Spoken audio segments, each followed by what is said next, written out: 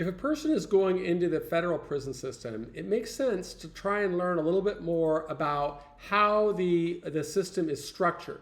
Now, when I was incarcerated, there were relatively few federal prisons, at least as compared to now.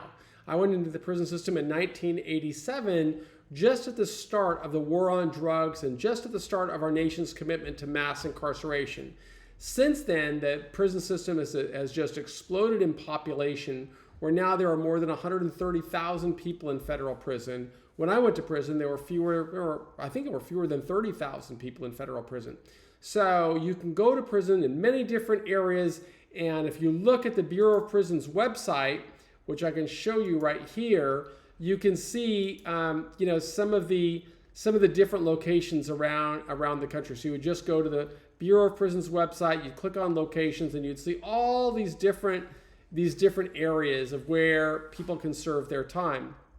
Now, where a person starts serving his or her sentence isn't always where they're going to finish serving their sentence. There's going to be there's potentially a series of transfers, and those transfers can really, interfere with a person's sense of peace inside of the prison system. So, I'll read one of the letters that I received from somebody who was in prison today.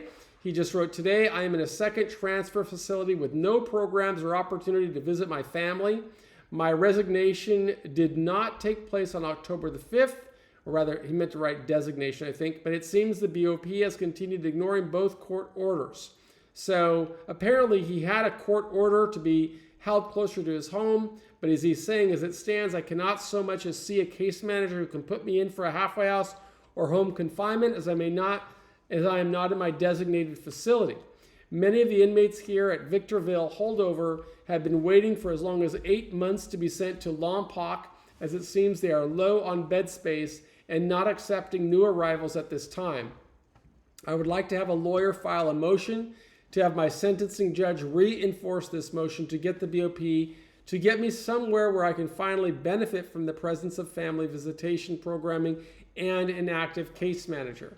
Now, if you go back to the Bureau of Prisons website here, you can see where he is and what the population is. So he said he was at Victorville, so I could just scroll down this list here until I see Victorville, and there it is. And I see that Victorville, I know Victorville, I have programs at Victorville. But if you look at Victorville, what do they got here? Why isn't this moving? I wanted to go here, Victorville complex. Oh, so I want to look at the complex. He is at the transfer center, which I think is at the medium security 2 facility, and it will tell you exactly how many people are there. There's 1,374 total people there. There's 1,100 in the FCI. There's 230 in the camp. It doesn't tell us here what the designation population levels, but that's a lot of people, 1,374. Still, he should be able to get to the prison where he is supposed to be serving his time, but the Bureau of Prisons isn't always family friendly, and that's why it's so important for people to learn how to advocate for themselves. During the 26 years that I served, I was transferred quite a few times. In fact, the first time was when I was initially brought into the system. In my case, I was arrested on the day I was locked in prison on the day of my arrest, and I was never given a bond. So I had to get remanded into the system on the day of my arrest. Other people get remanded after they plead guilty. Other people get remanded after they are sentenced. Other people self-surrender. But if a person is remanded into the system, that means that he is immediately taken into custody, as I was and as that individual who wrote me was. That means a person really has very little administrative action at that point and is going to have to really rely on advocacy on the outside, presumably from his family, who could work to bring pressure on the system by contacting the region repeatedly, contacting the prison system. And I gotta say, it's not an easy thing to do. My wife had to advocate on my behalf many times, but at the beginning, of course, I didn't understand how to create an effective advocacy campaign. I do hope that people who are watching this program while they're still free can read a lot about the different articles that we have written about transfers and the custody and classification system, and also that they can be prepared for what's coming. So when a person is generally remanded, they are in a holdover facility, and they do have way more limited access to programs and to staff. So if a person understands it, though, they can kind of get their mindset around it and figure out a way to be productive even in that kind of environment.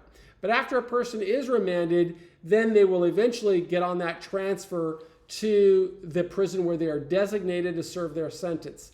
And that designation generally happens at the Grand Prairie Designation Center.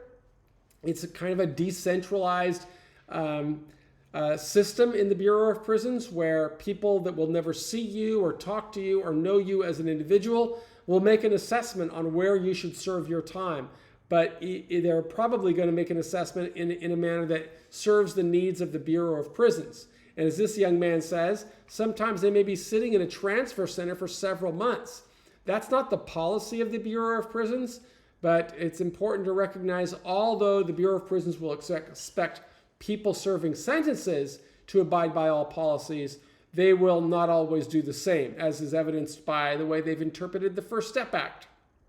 Again, it's a reason that somebody should be really investing the time and the energy to learn how the system operates so they can work toward getting the best possible outcome at every stage in the journey.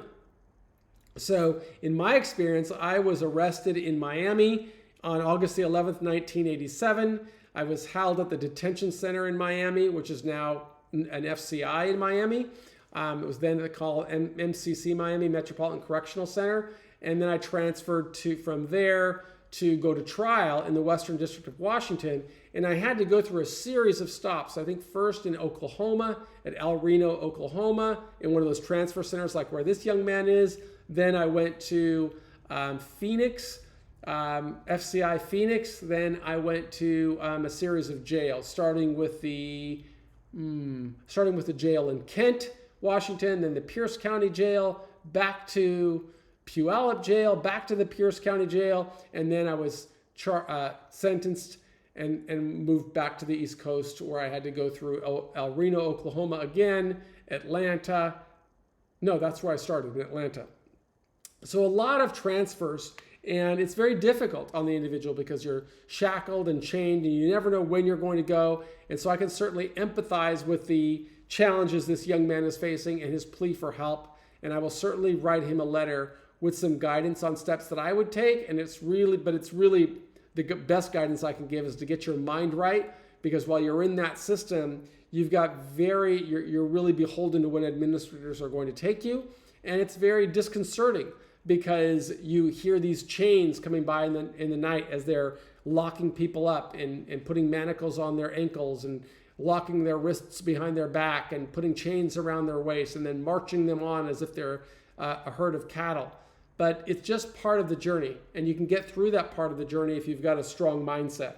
But once you get there to your designated facility, there could be a series of program transfers. For example, you may get sent to a prison that doesn't have the residential drug abuse program.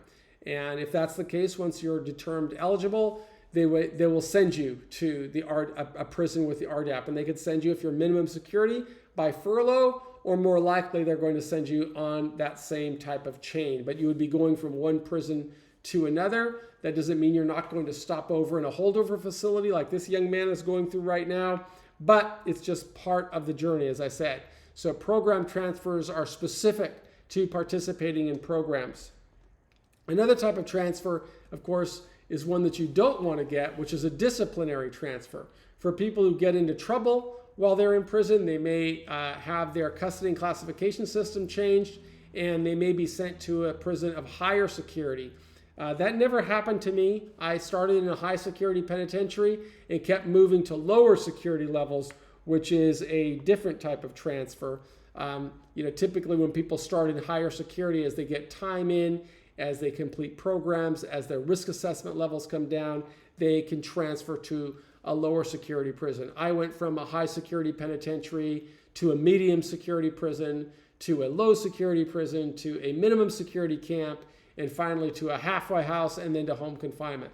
So I went through every level, and I can tell you every time you move down, the level of stress significantly came off of your shoulders. Another type of transfer is a medical transfer for people who need surgery or need special medical treatment. The Bureau of Prisons has a series of prisons that are designated for higher level of medical care. And if a person needs that type of medical treatment, they should probably try to get there, because medical treatment is difficult to come by in a typical federal prison.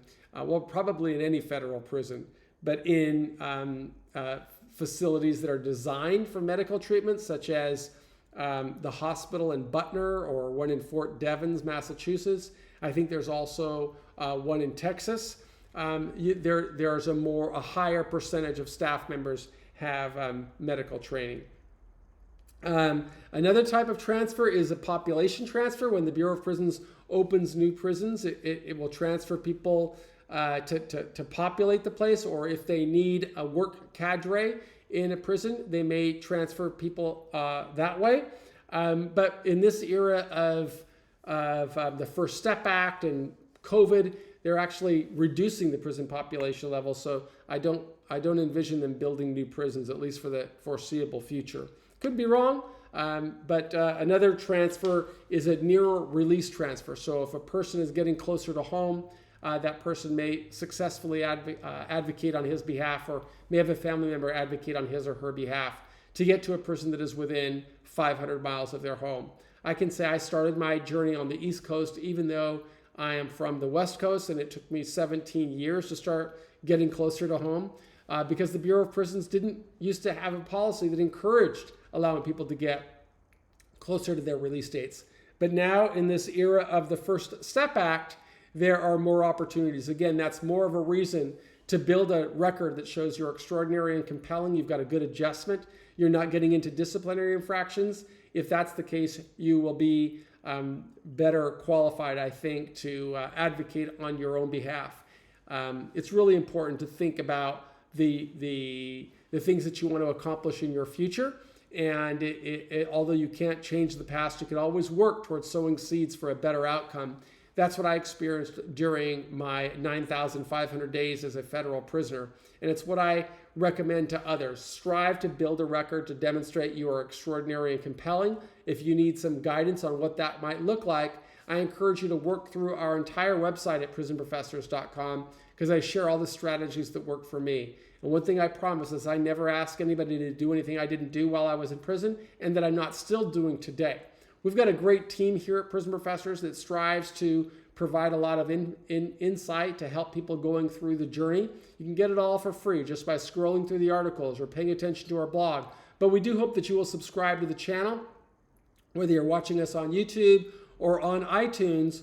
We want to provide you with as much information as possible so that you can get the best possible outcome. It's one way that we can strive to be the change that we want to see in the world. My name is Michael Santos, and on behalf of our entire team at Prison Professors, I want to thank you for being a part of our community.